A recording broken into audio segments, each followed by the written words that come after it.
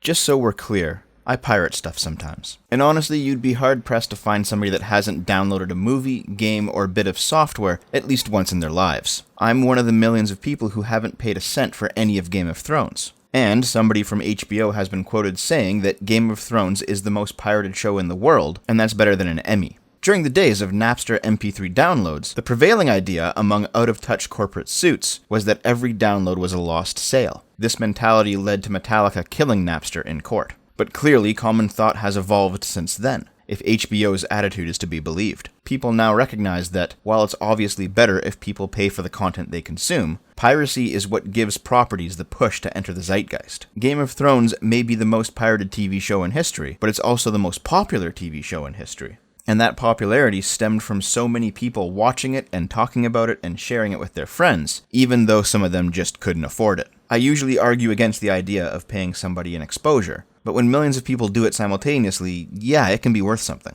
There will always be a percentage of people who pirate stuff, because they can't afford it or they just don't care. And although there's certainly efforts to stamp out piracy, the smarter publishers are silently turning a blind eye to all but the most egregious offenses, because they understand that the underground community nourishes their brand culturally, if not financially. But a good company with a quality product and honest business practices can generally keep the percentage of people who pirate its products at a minimum. A good example of this would be Sony from the launch of the PS4 up until the past 6 months or so, or Nintendo since the launch of the Switch. The behavior of these companies during those time periods, along with quality goods and services, helped cement a lasting brand loyalty. Compare this with a company like Blizzard. For example, in order to chat in the Overwatch League live chat room during the games, you have to link up your Battle.net account with your Twitch account. Once they're linked, Blizzard can keep an eye on your account for what they consider to be toxic behavior in Twitch channels other than their own. And if you're caught, you're banned. Blizzard has also decided to ban people from Battle.net if they can trace toxic YouTube comments back to their accounts. By the way, these bans, if you've got games on Battle.net that you've purchased, kiss them goodbye. Just so we're clear here, if you buy a legitimate copy of Overwatch on Battle.net, and then say something that Blizzard can deem hateful or offensive by their estimation on other platforms, you lose the copy of the game you bought. The same thing's happening with Sony, by the way. I did say earlier that up until the past 6 months or so, Sony's been pretty good. Well, nowadays, if you violate Sony's hate speech policy, you will lose your entire library of games on the PlayStation 4. It doesn't matter that you bought them, or that you consider them your property, they just get taken away because fuck you. That, combined with Sony's recent censorship of games that contain sexual content, and by sexual, I mean anime girls in bikinis at the beach, yeah, nobody likes Sony too much right now. But this isn't just a video game issue. When Netflix was the top dog in the streaming world, everybody just got a Netflix account. And when Netflix started producing exclusive content, it was a welcome surprise. But then competitors like Crave or Amazon TV or Hulu started showing up, and they all started producing exclusive content as well. You would be hard-pressed to find somebody that isn't at least mildly interested in one exclusive show on each of these services. And you'd be equally hard-pressed to find somebody willing to pay monthly fees for like 10 different streaming accounts just to watch the exclusives. So guess what happened? Piracy is on the rise again. My generation left cable TV behind for a reason. We're not going to pay the same amount or more our parents did each month in the form of subscribing to a handful of redundant services simply for 1 or 2 exclusives. Most people will simply pay for the service they use the most and pirate the rest. At best, they'll buy 1 month of a service, binge watch all the exclusive content on it, and then immediately cancel. Think about it.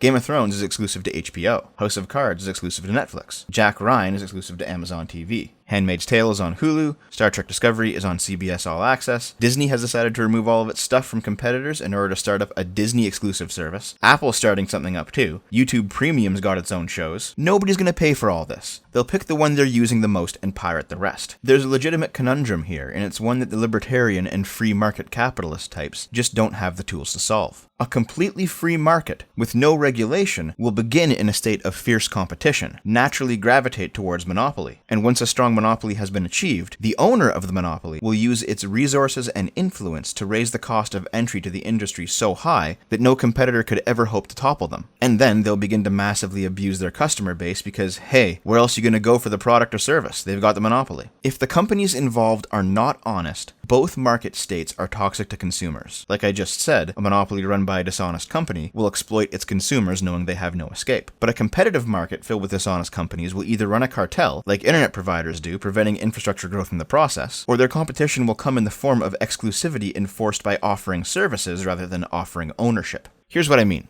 I use Adobe Premiere Pro 5.5 to edit my videos. Adobe Premiere Pro 6 has been out for a while, and I absolutely refuse to upgrade. Why? Because the 6th edition line of all of Adobe's software, called Creative Suite 6, isn't actually purchasable. With CS 5.5, you buy the software and you own it. It's yours. But you can't buy CS6. CS6 is offered as a monthly subscription. You never buy the rights to own a copy of the software. You never have ownership of what you've bought. You buy the right to use their software for a month, with a monthly fee. They're not offering ownership, they're offering a service. That's why Sony can get away with taking all your PlayStation 4 games, if you're banned for saying naughty words. You've never really bought the games. You've bought the right to play them, a right that Sony can revoke at any time. You don't actually own anything. Imagine you went to IKEA and picked up a table, only you don't actually own the table. You own the right to borrow the table from IKEA to put it in your kitchen and to eat off of it. But IKEA can come and take it back from you at any time, should you do something they don't like. That sounds insane, but things are actually trending that way. For example, the right to repair battle revolves around whether or not people should have the right to repair or modify smartphones after they buy them. The terms of service that Apple, Samsung, and others employ strictly outlines that by buying their phones, you don't have the right to do certain things with them, lest you void their warranty. This goes against both American and Canadian law, stating that warranties can only be voided through tampering if the company provides free repairs. But so far, those laws have not been enforced. And new legislation designed to allow people to tamper with their property as they see fit has been consistently lobbied against by, you guessed it,